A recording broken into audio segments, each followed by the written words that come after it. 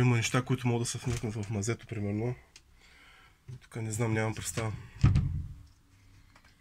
Горе е тук и да се отвори. Тук е някакви книги, разни документи. Тук със сигурност трябва да се види какво може да се изхвърли и какво не. Няма как. Тук виж бебешки истории могат да се продадат в OLX. Ето къде е.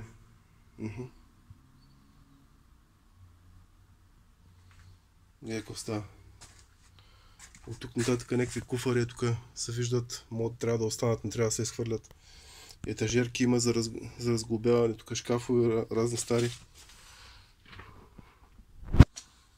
Ето печка има една, примерно.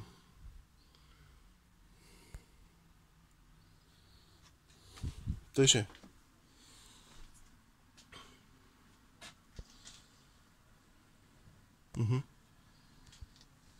Да. Чаршафи тук със сигурност трябва да се провери къде какво има. Някакви хартии.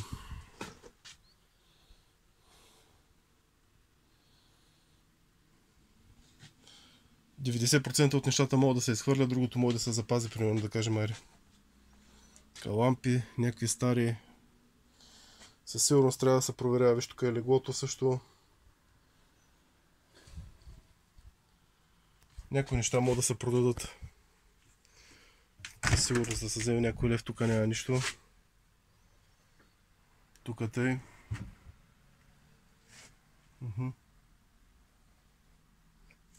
Няма си на представа. Тук някакви инструменти има отгоре. Пили такива работите могат да си го взема. Тук пак документи, книги. Ето тук има хартия, която може да се пише на нея, въпреки че е стара. Искам да я взема, но да не се изхвърля. Маси, чудеси. Да, тук със сигурност има много работи за сортиране. Кое може да вземем и кое не. Вратата със сигурност може да се направи малко по-висока. Тук не виждам вода, обаче проблема е, че не виждам вода никъде.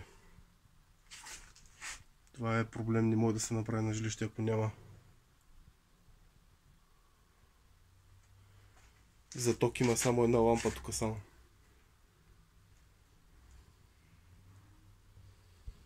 Това е в общи линии.